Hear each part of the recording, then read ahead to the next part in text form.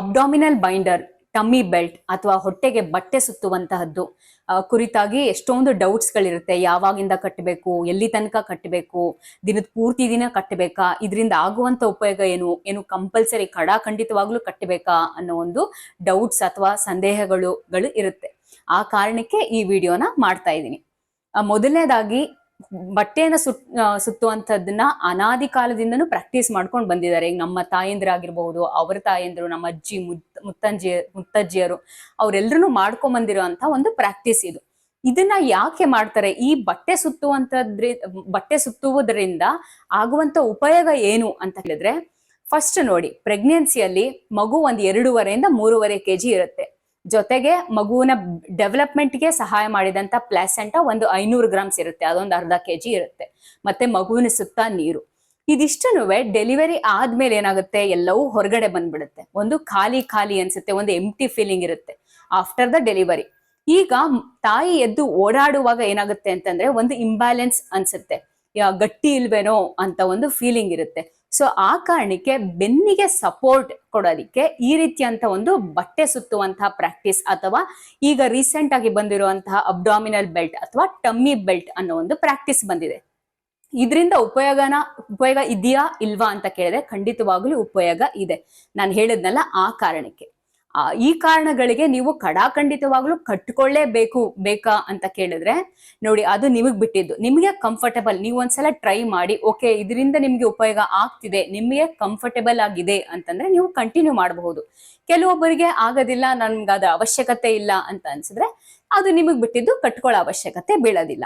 Okay, ಇನ್ನು delivery ಆದ ನಂತರ ಯಾವಾಗಿಂದ ಕಟ್ಕೊಳ್ಳೋದಿಕ್ಕೆ ಸ್ಟಾರ್ಟ್ ಮಾಡ್ಬೇಕು ಅಥವಾ ಅಬ್ಡಾಮಿನಲ್ ಬೆಲ್ಟ್ ನ ಹಾಕೊಳ್ಳೋದಿಕ್ಕೆ ಸ್ಟಾರ್ಟ್ ಮಾಡ್ಬೇಕು?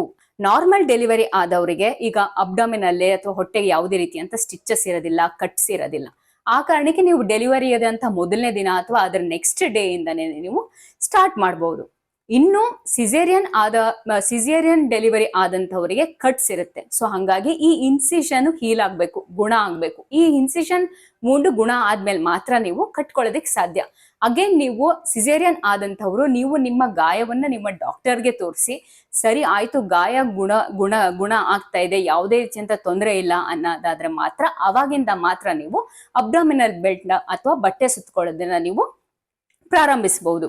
ಅಗೇನ್ ಇಲ್ಲಿ ಒಂದು ಸಿಸೇರಿಯನ್ ಆದವ್ರಿಗೆ 7 to 8 days ಅದಾದ್ಮೇಲಿಂದ ಕಟ್ಕೊಳ್ಳೋದಿಕ್ಕೆ ಸ್ಟಾರ್ಟ್ ಮಾಡ್ಬೋದು ಅಂತ ಹೇಳ್ತೀವಿ.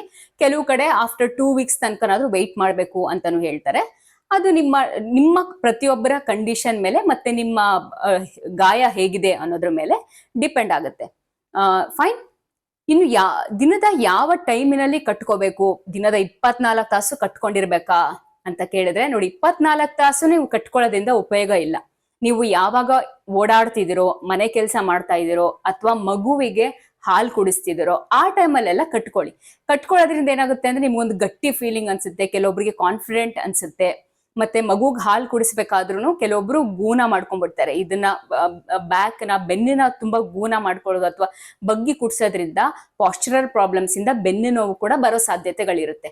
ಆ ಕಾರಣಕ್ಕೆ ನೀವು ಈ ನಾನು ಹೇಳಿದಂತ ಸಂದರ್ಭಗಳಲ್ಲಿ ಬೆಲ್ಟ್ ನ ಉಪಯೋಗಿಸಬಹುದು. ಅದೇ ನೀವು ಮಲ್ಕೊಳ್ಬೇಕಾದ್ರಲ್ಲೆಲ್ಲ ಹಾಕೊಳ್ಳೋ ಅವಶ್ಯಕತೆ ಇರಲ್ಲ, ಯಾಕಂತಂದ್ರೆ ಮಲ್ಕೊಂಡಾಗ ಹಾಕೊಂಡ್ರು ಉಪಯೋಗಕ್ಕೆ ಬರೋದಿಲ್ಲ.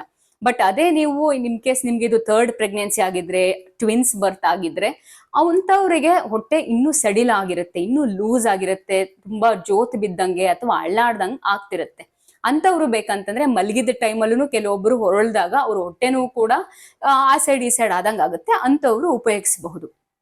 ಓಕೆ, ಇನ್ನು ಇದನ್ನ ನೀವು ಯಾವಾಗ್ಲೂ ನಿಮ್ಗೆ ಕಂಫರ್ಟಬಲ್ ಆದಂಗೆ ನೀವು ಕಟ್ಕೋಬೇಕು. ಕೆಲವೊಬ್ರು ತುಂಬಾ ಟೈಟ್ ಆಗಿ ಕಟ್ಕೋಬೇಕು, ಟೈಟ್ ಆಗಿ ಕಟ್ಟೋದ್ರಿಂದ ಇನ್ನೂ ಹೊಟ್ಟೆ ಒಳಗಡೆ ಹೋಗುತ್ತೆ, ಇನ್ನೂ ಸಣ್ಣ ಆಗ್ತೀರಾ ಅಂತ ಹೇಳ್ತಾರೆ. ನೋಡಿ, ಅಬ್ಡಾಮಿನಲ್ ಬೆಲ್ಟ್ ನಾನ್ ಹೇಳ್ದಂಗೆ ಅದು ಸಪೋರ್ಟಿಗೆ ಮಾತ್ರನೇ ಹೊರ್ತು ನಿಮ್ಮ ಟಮ್ಮಿ ಫ್ಯಾಟ್ ನ ಕರಗಿಸುತ್ತೆ ಅಥವಾ ನಿಮ್ಮನ್ನ ಸಣ್ಣ ಮಾಡುತ್ತೆ ಅನ್ನೋ ಕಾರಣಕ್ಕೆ ಅಲ್ಲ. ಸೊ ಹಂಗಾಗಿ ನೀವು ಆದಷ್ಟು ನಿಮ್ಗೆ ಕಂಫರ್ಟಬಲ್ ಆಗಿರೋ ತರ ನೀವು ಕಟ್ಕೋಬೇಕು. ತೀರಾ ಟೈಟ್ ಆಗಿ ಕಟ್ಕೊಂಡ್ಬಿಟ್ರೆ ನೋವು ಬರೋ ಸಾಧ್ಯತೆಗಳಿರುತ್ತೆ, ಮತ್ತೆ ಬ್ಲೀಡಿಂಗ್ ಕೂಡ ಹೆಚ್ಚಾಗಬಹುದು. ಅಲ್ಲದೆ ಸಿಸೇರಿಯನ್ ಅವರಲ್ಲಿ ಇನ್ನೂ ಹೆಚ್ಚಾಗಿ ಕಟ್ಕೊಂಡ್ರೆ ಇನ್ಸಿಷನ್ ಸೈಟ್ ಅಲ್ಲಿ ಇನ್ನೂ ಕೂಡ ಇನ್ಫೆಕ್ಷನ್ ಆಗೋ ಸಾಧ್ಯತೆಗಳು ಸಹ ಇರುತ್ತೆ. ಓಕೆನಾ? ಹಾಗಾಗಿ ಇನ್ನು ತೀರಾ ಲೂಸ್ ಆಗಿ ಕಟ್ಕೊಂಡ್ಬಿಟ್ರು ಇದರಿಂದ ಯಾವುದೇ ರೀತಿ ಅಂತ ಉಪಯೋಗ ಇರೋದಿಲ್ಲ ಅಲ್ವಾ? ಸೊ ಹಂಗೆ ಇನ್ನು ಸಿಸೇರಿಯನ್ ಆದವರು ಇದನ್ನ ಹೇಗೆ ಕಟ್ಕೋಬೇಕು ಅಂತ ಅಂದ್ರೆ, ನಿಮ್ಗೆ ಹೊಲಿಗೆ ಬಿದ್ದಿರುವಂತಹ ಜಾಗದಲ್ಲಿ ಈ ಬಟ್ಟೆ ಅಥವಾ ಬೈಂಡರ್ ಬರಬಾರದು. ಬದಲಾಗಿ ಇನ್ಸಿಷನ್ ಇರುವಂತಹ ಮೇಲೆ ಇದು ಬರಬೇಕು. ಓಕೆನಾ? ಇನ್ ಕೇಸ್ ನೀವು ಆ ಇನ್ಸಿಷನ್ ಸೈಟ್ ಮೇಲೆ ಹಾಕಿದ್ರೆ ಕೆಲವೊಬ್ರು ಸ್ವೆಟ್ಟಿಂಗ್ ಜಾಸ್ತಿ ಇರ್ತಾರೆ. ಈ ಸ್ವೆಟ್ಟಿಂಗ್ ಹೆಚ್ಚಾದ್ರೆ ಬೈಂಡರ್ ಇಂದ ಇನ್ನೂ ಹೆಚ್ಚು ಸ್ವೆಟ್ಟಿಂಗ್ ಆಗಿ ಇನ್ಫೆಕ್ಷನ್ ಆಗೋ ಸಾಧ್ಯತೆಗಳಿರುತ್ತೆ. ಸೊ ಹಾಗಾಗಿ ಯಾವಾಗ್ಲೂ ಇನ್ಸಿಷನ್ ವೂಂಡ್ ಸೈಟ್ ಇರೋದ್ರ ಮೇಲೇನೆ ಸಹ ಯಾವಾಗ್ಲೂ ನೀವು ಕಟ್ಟಬೇಕು. ಕೆಲವೊಬ್ಬರಿಗೆ ಹೆಚ್ಚು ಸ್ವೆಟ್ಟಿಂಗ್ ಆಗೋ ಅಂತವ್ರು ಇರ್ತಾರೆ. ಕೆಲವೊಬ್ಬರಿಗೆ ಇಚ್ಚಿಂಗ್ ಬರ್ಬೋದು, ಕೆರೆತ ಬರ್ಬೋದು, ರ್ಯಾಶಸ್ ಬರ್ಬೋದು, ಕೆಂಪು ಗುಳ್ಳೆಯವ್ರು ಬರ್ಬೋದು. ಸೊ ಅಂತವ್ರು ಈ ರೀತಿಯ ಬೈಂಡರ್ಸ್ ಅಥವಾ ಬಟ್ಟೆಗಳನ್ನ ಉಪಯೋಗಿಸೋದಕ್ಕೆ ಬರೋದಿಲ್ಲ. ಅಂತವ್ರು ನೋ ಪ್ರಾಬ್ಲಮ್, ನೀವು ಕಟ್ಕೊಳ್ದೇ ಹೋದ್ರೂ ಸಹ ನಡೆಯುತ್ತೆ. ಓಕೆ. ಸೊ ಇನ್ನು ಮೆಟೀರಿಯಲ್ ಬಗ್ಗೆ ಕೇಳಿದ್ರೆ ಯಾವಾಗ್ಲೂ ಕಾಟನ್ ಬಟ್ಟೆ ಉಪಯೋಗಿಸಬಹುದು. ಕಾಟನ್ ಬಟ್ಟೆ ಅಂತಂದ್ರೆ ಈಗ ಸೀರೆಗಳಿರುತ್ತೆ, ಕಾಟನ್ ಸೀರೆಗಳನ್ನ 2 ತುಂಡು ಮಾಡ್ಬಿಟ್ಟು ಅರ್ಧ ತುಂಡಲ್ಲಿ ಉಪಯೋಗಿಸಬಹುದು. ಅಥವಾ ಕಾಟನ್ ಪಂಚೆಗಳಾಗಿರ್ಬಹುದು, ಕಾಟನ್ ಲುಂಗಿಗಳಾಗಿರ್ಬಹುದು ಉಪಯೋಗಿಸಬಹುದು. ಮತ್ತಲ್ಲದೆ ಈಗ ಮಾರ್ಕೆಟ್ಸ್ ಅಲ್ಲಿ ಅಬ್ಡಾಮಿನಲ್ ಬೈಂಡರ್ಸ್ ಅಂತ ಕೇಳಿದ್ರೆ ನಿಮ್ಮ ಹೆರಿಗೆ ಆದಂತ ಹಾಸ್ಪಿಟಲ್ ಅಲ್ಲೇ ಆಗಿರಬಹುದು ಅಥವಾ ಫಾರ್ಮಸಿಯಲ್ಲೇ ಆಗಿರಬಹುದು, ಕೇಳಿದ್ರು ಸಹ ಕೊಡ್ತಾರೆ. ಇದಕ್ಕೇನು ಅಂತಂದ್ರೆ ಬೇರೆ ಡಿಫ್ರೆಂಟ್ ಸೈಜಸ್ ಇರುತ್ತೆ. Small, medium, large, XL, double XL ಅಂತ ಡಿಫ್ರೆಂಟ್ ಸೈಜಸ್ ಇರುತ್ತೆ. ಈ ಸೈಜ್ ಅಲ್ಲಿ ನಿಮ್ಗೆ ಯಾವುದು ಸೂಕ್ತ ಅದನ್ನ ನೀವು ಆಯ್ಕೆ ಮಾಡ್ಕೊಳ್ಬೇಕು.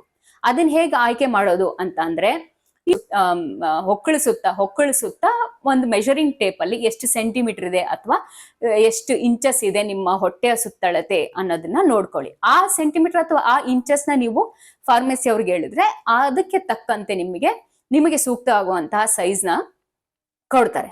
ಇನ್ನು ನೆಕ್ಸ್ಟ್ ಎಷ್ಟು ದಿನದ ತನಕ ಹಾಕೋಬೇಕು, ಎಷ್ಟು ದಿನದ ತನಕ ಹಾಕೋಬಹುದು ಅಂತ ಕೇಳಿದ್ರೆ ನೋಡಿ, ಇದನ್ನ ಅಗೇನ್ ಇದು ನಿಮ್ಮ ಕಂಫರ್ಟ್ಗೆ ಬಿಟ್ಟಿದ್ದು. ಬಟ್ ಮೋಸ್ಟ್ಲಿ ನೀವು 4th 5th ಮಂತ್ ತನಕನೂ ಸಹ ಹಾಕೋಬಹುದು. 4th 5th ಮಂತ್ ಆದ್ಮೇಲೆ ನಿಮ್ಗೆ ಗಾಯ ಕೂಡ ಚೆನ್ನಾಗಿ ಹೀಲ್ ಆಗಿರುತ್ತೆ. ಪ್ಲಸ್ ನಿಮ್ಗೆ ಸ್ಟ್ರೆಂಥನ್ ಕೂಡ ಬರೋದಿಕ್ಕೆ, ಒಂದು ಬ್ಯಾಲೆನ್ಸ್ ಕೂಡ ಸಿಗೋದಿಕ್ಕೆ ಸ್ಟಾರ್ಟ್ ಆಗುತ್ತೆ. ಆವಾಗ ಇದ್ರ ಅವಶ್ಯಕತೆ ಬೀಳೋದಿಲ್ಲ. ನೀವು ಕ್ರಮೇಣವಾಗಿ ಇದನ್ನ ಹಾಕೊಳ್ಳೋದನ್ನ ನೀವು ನಿಲ್ಲಿಸಬಹುದು. ನೀವು ಒಮ್ಮೆಲೆ ಹಾಕೊಳ್ಳೋದು ನಿಲ್ಲಿಸ್ಬಿಟ್ರೆ ಕೆಲವೊಬ್ಬರಿಗೆ ಅಗೇನ್ ಇಂಬ್ಯಾಲೆನ್ಸ್ ಅಂತ ಅನ್ನಿಸಬಹುದು.